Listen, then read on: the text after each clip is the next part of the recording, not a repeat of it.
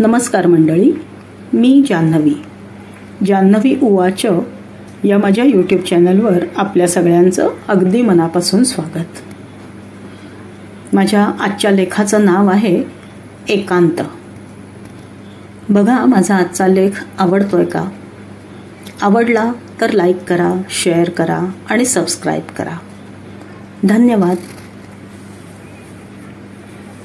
वयाच्या 27व्या वर्षी काकूंच्या नशिबी वैधव्य आलं.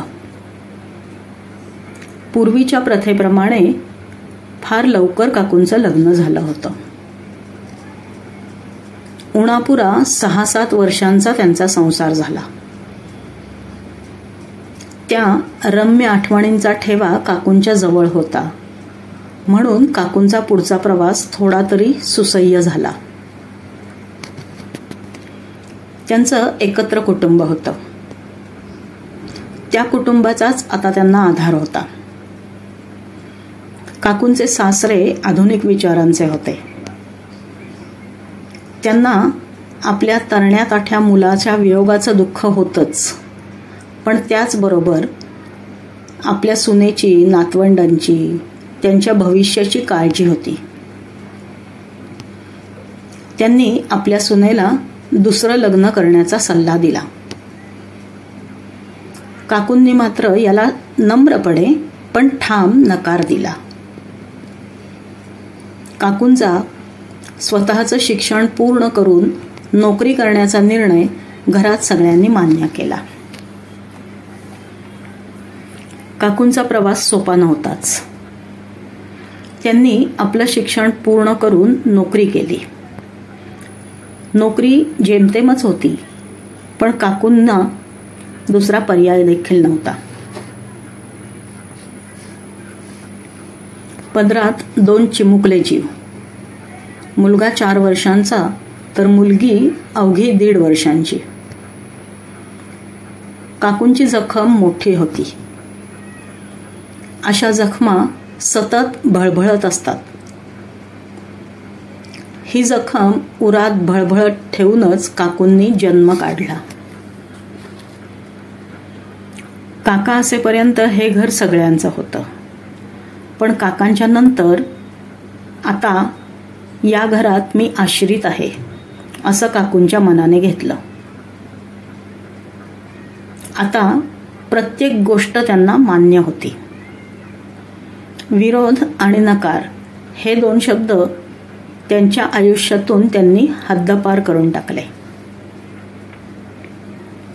आपला आत्मविश्वास काकू कधी गमावून बसल्या हे त्यांना देखील कळलं नाही.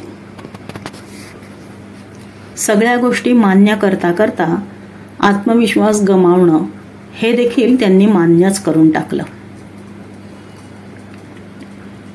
आज साधी चटणी वाटताना देखील काकू 50 गोष्टी विचारत असतात. खोबरं किती घेऊ? चटणीमध्ये लिंबाचा रस घालू की दही? चटणी एकदम बारीक गुळगुळीत वाटू की जरा जाडसरच असू दे? बघणाऱ्याला वाटतं साधी चटणी तर वाटायची, त्यात काय एवढं? पण आपण कोणाच्या तरी आधाराने जगतो आहोत हे दडपण काकू कधीच विसरू शकल्या नाहीत. स्वतःची मतं मात्र त्या कधीच विसरून गेल्या होत्या. सगळ्याला मान्यता देणं, कधीच विरोध न करणं, आहे त्यात आनंद मानणं, या सगळ्यात त्या त्यांचं व्यक्तिमत्व हरवून बसल्या. वाटेत एकटे असलो ना आपण की एक अनामिक भीती वाटते आपल्याला, आणि हीच भीती संपूर्ण आयुष्य व्यापून टाकते. प्रत्येक रात्र ही संकट रात्र तर असेल का, ही काळीच पोखरत राहते.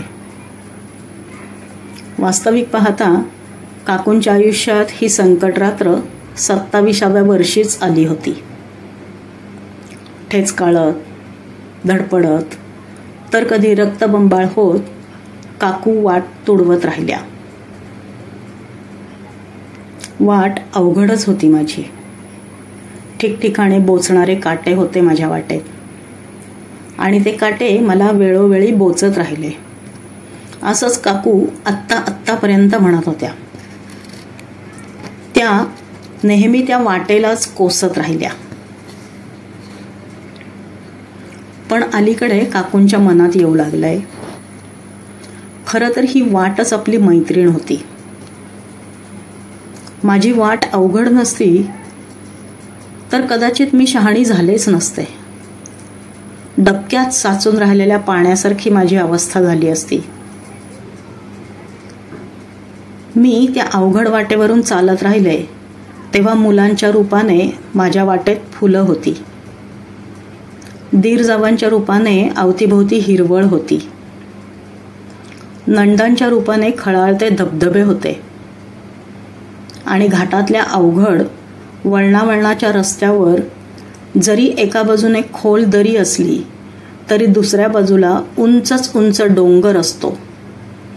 तसे सासूबाई आणि सासरे माझा भक्कम आधार बनून उभे होते. या सगळ्यांच्या साथीने मी आज इथवर आले आहे. एकटेपणाला माणूस नेहमीच घाबरतो. जन्माला येताना एकटाच असतो आणि अनंताच्या प्रवासाला जाताना देखील एकट्यानेच जायचं असतं. पण काकूंची माती भुसभुशीत आहे हे त्या परमेश्वराला ठाऊक होतं. त्यांच्या मनाची तयारी व्हायला वेळ लागेल हे देखील त्याला ठाऊक होतं.